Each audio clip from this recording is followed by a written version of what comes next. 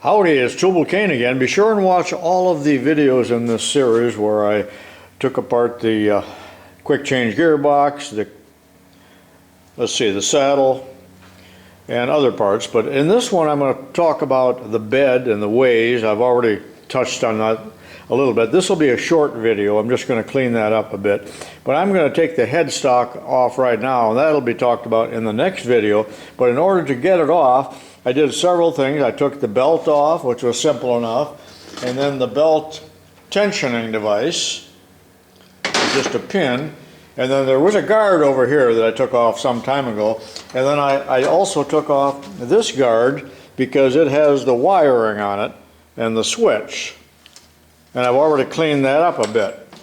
Now the headstock is held onto the bed with two bolts and clamps, something like the way the tailstock is held on, and I've already loosened those, and they're 9/16. This one was pretty easy to get at with an open end wrench, but the other one I had to come up with a socket wrench with an extension, and where did I put that? It had to be just the right length in order to fit under there. I already lost it. So anyway, the headstock is loose now, enough, I think, to where I can slide it off. And I also took the time to mark the bed so that when I put this back on in a few days, I'll have it located exactly where it was before. And I also took a close-up picture. I often take still photos, I think I told you that, when I take things apart. So you can see now that the headstock is loose and will come off, and it's loaded with chips under there. Remember that the headstock is aligned with the carriage and the tailstock with the V-ways. Now it should slide right off, I hope.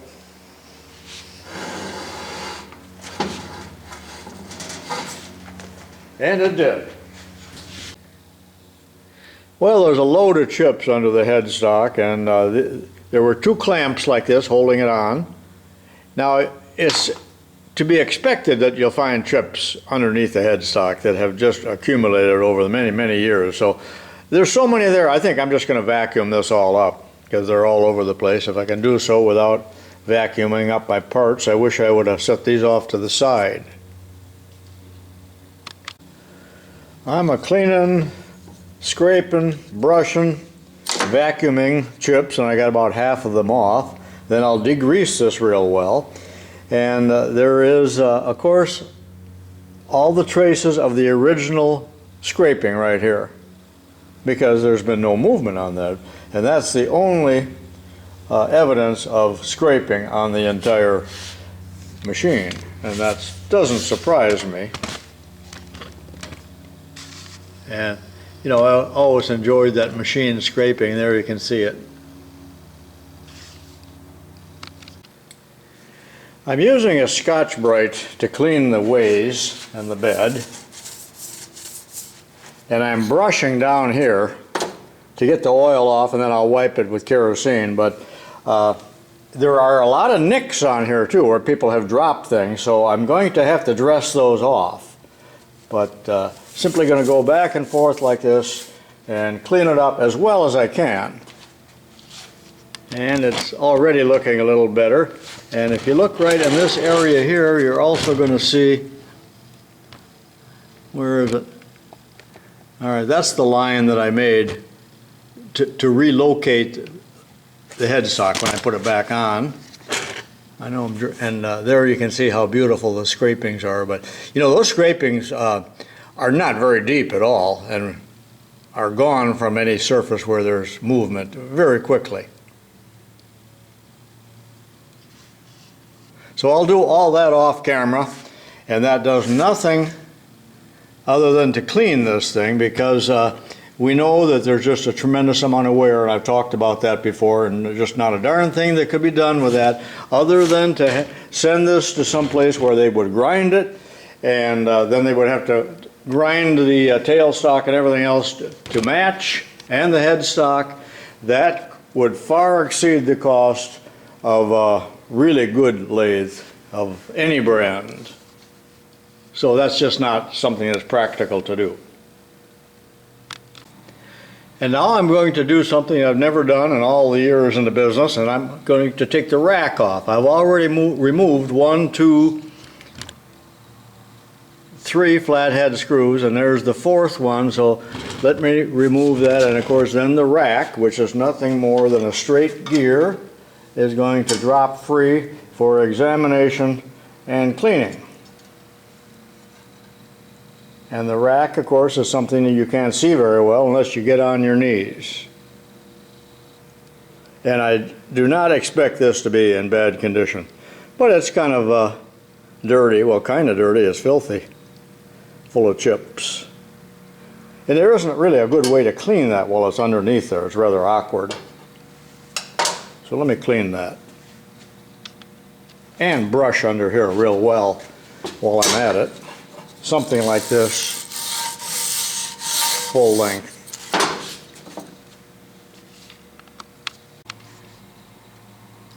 I set the apron back up on the bench here so we can take a look at it, just to remind you how the carriage moves back and forth. And here's the rack, of course, and the rack rides right into this gear, so that when you move the carriage hand wheel, this gear is turning and moving the lathe back and forth on its ways because the rack is fixed. So we got a rack and pinion is what we got, like steering on a car or like an arbor press. So that's the purpose of the rack. So let me clean this up, and I'm not going to show it again unless I can see that there's a problem, and I don't think there is, but it is pretty dirty.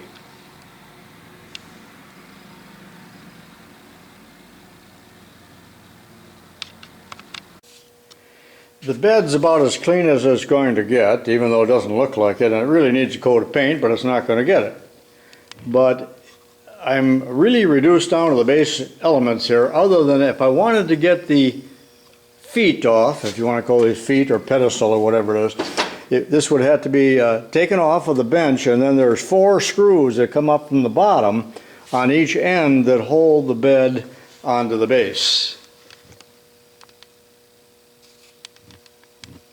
And that's a true surface down there, because that is what it would have rested on when it was manufactured and ground. And usually they did 4 or 6 of these at a time on a very large planer and then grinder, I believe, when they were manufacturing at South Bend, or any company for that matter.